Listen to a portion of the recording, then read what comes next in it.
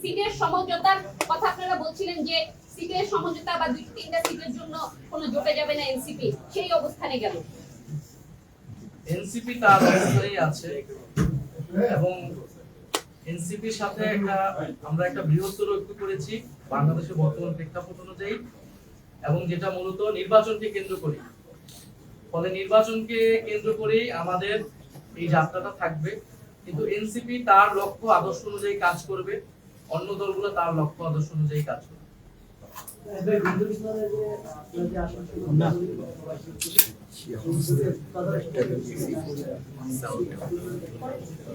আমরা এই ধরনের কোনো আলোচনা হয়নি।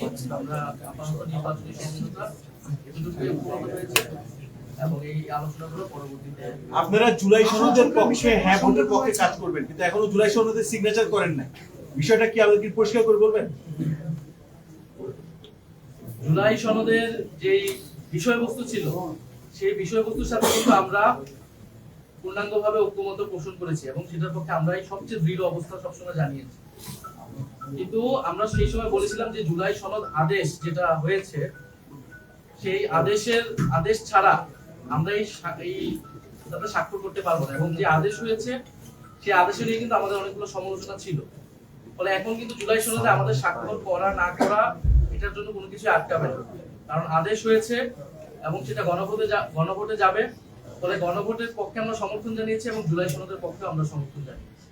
একটা প্রশ্ন ছিল যে আপনারা গতকালকে আপনাদের আপনাদেরকে দিয়েছেন, তো সেই চিঠি পরে আপনারা তাদের সঙ্গে বসেছেন কিনা এবং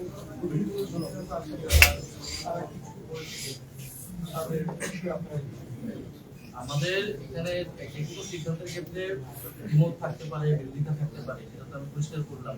সেক্ষেত্রে ব্যক্তি সিদ্ধান্ত নেবে, কিন্তু এটা একটা সামষ্টিক সিদ্ধান্ত এবং সংখ্যাগরিষ্ঠ তারা কিন্তু আমাদের কাছে জানিয়েছে যে তারা এটার সাথে ঐক্যমত পোষণ করছে, সম্মতি রয়েছে।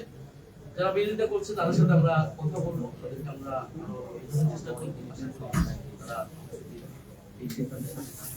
আমি দুটো প্রশ্ন করি। একটা হচ্ছে যে ছাত্র উপদেষ্টা যারা এনসিপিতে আসার দুজন আছে তাদের সর্বশেষ অবস্থান কি তারা এনসিপিতে জয়েন করছে, আর আরেকটা বিষয় হচ্ছে যে আপনাদের যে একটা জোট ছিল এই বিষয় একটি ভাড়া এবং রাষ্ট্র সংস্কার আন্দোলনের সঙ্গে, ওই জোটের আপনার সর্বশেষ অবস্থান। আমরা যেহেতু ওই জোটের যে আমাদের লক্ষ্য ছিল যে আমরা এককভাবে নির্বাচন করবো, যেহেতু আমরা সেটা করতে পারছি না, সেই জোটটা কাজ করতেছে। আমরা নতুন একটা সমঝোতা দিয়েছি। আর দুই ছাত্র উপদেষ্টা এটা তাদের বিষয়।